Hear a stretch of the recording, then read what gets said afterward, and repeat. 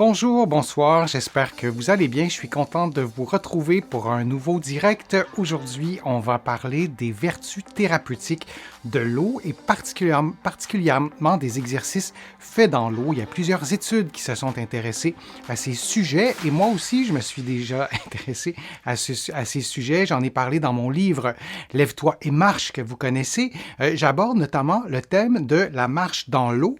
En quoi est-ce bénéfique? Comment on peut utiliser la marche dans l'eau, notamment pour prendre soin de ses articulations? Alors, c'est un sujet qui me passionne et je pense que c'est intéressant d'en parler et d'en parler sur toutes ses coutures. Je vous présente des façons simples de modifier le niveau de difficulté des exercices faits en piscine. On le sait, les propriétés de l'eau offrent des possibilités inégalées pour adapter le niveau de difficulté à une activité physique.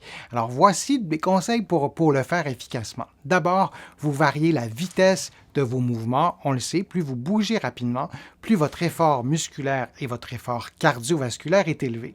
Une autre façon de faire aussi, vous variez le niveau d'immersion. Plus vous êtes immergé, moins vous êtes pesant. Par exemple, lorsque le niveau d'eau atteint votre poitrine, le poids sur vos articulations est réduit de moitié, ce qui est quand même pas mal, et du tiers si vous êtes immergé jusqu'aux hanches. Alors bien sûr, on ne peut pas calculer, on ne peut pas contrôler le niveau d'eau dans une piscine, mais en se déplaçant, en se déplaçant vers un endroit dans lequel on est plus ou moins immergé, ça peut être une façon aussi de varier le niveau de difficulté des exercices. La flottabilité aussi, on peut s'en servir pour augmenter ou diminuer le niveau de difficulté. Une ceinture de flottaison atténue certaines difficultés d'un exercice, tandis qu'elles sont augmentées par des poids ou d'autres types d'accessoires qui s'attachent notamment aux poignets et aux chevilles. Une autre façon aussi de varier le niveau de difficulté, c'est de varier la surface à déplacer, pour le dire comme ça. L'environnement aquatique modifie la difficulté de vos mouvements en fonction de la surface de votre corps qui fait face à l'eau.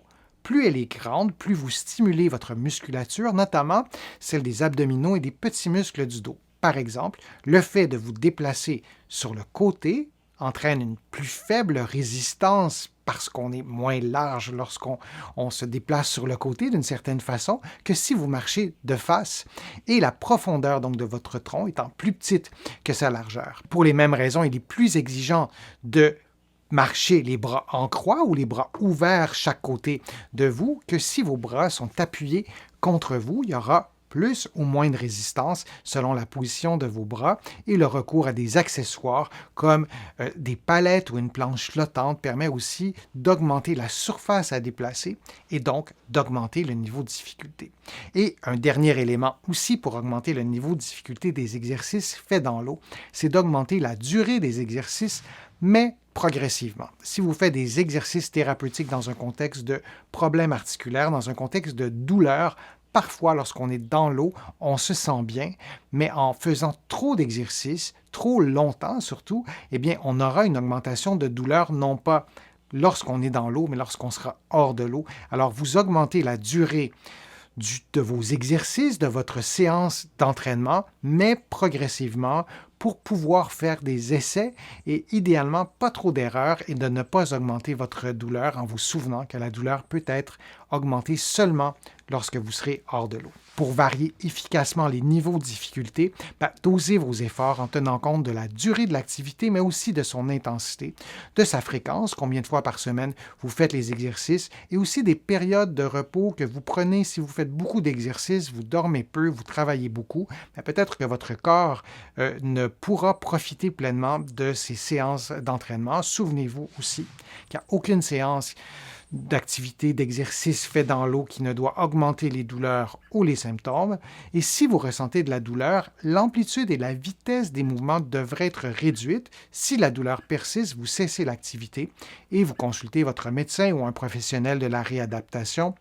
La température de l'eau doit être confortable sans être trop chaude et profitez aussi des différents avantages de la marche aquatiques ou des sports ou des activités faites dans l'eau en utilisant des accessoires comme des flotteurs, une planche, une ceinture de flottaison ou une veste. Appelez ça comme vous le voulez, mais ces accessoires peuvent souvent vous aider à maximiser l'efficacité de vos exercices et répéter vos séances quelques fois par semaine, idéalement 3 à 5 fois par semaine, et donnez-vous au moins quelques mois avant de voir des résultats. Alors, on a terminé cette section sur les bienfaits thérapeutiques de l'eau, sur les exercices faits dans l'eau.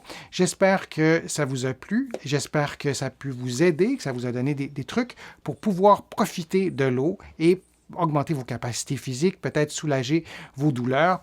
Je vous invite à cliquer j'aime, à partager la vidéo, à partager le direct sur vos réseaux sociaux et je vous invite aussi à visiter mon site web, le www.denisfortier.ca. Vous allez trouver beaucoup d'autres conseils et vous allez pouvoir aussi faire des contributions.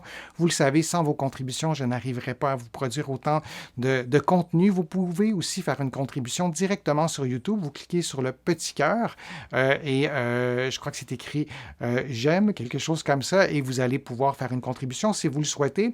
Vous allez aussi trouver beaucoup d'informations dans mes livres, mais notamment mon livre Lève-toi et marche. Des conseils sur la marche dans l'eau, mais aussi sur la marche en général. Et vous allez trouver mes livres partout au Canada, en librairie et sur le web.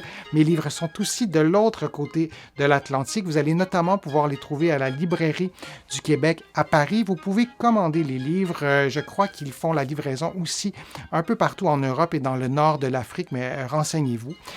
Alors, j'espère que tout ça vous a plu. Je vous souhaite une bonne journée, une bonne fin de journée et au plaisir de vous revoir pour une prochaine vidéo, pour un prochain direct. À bientôt.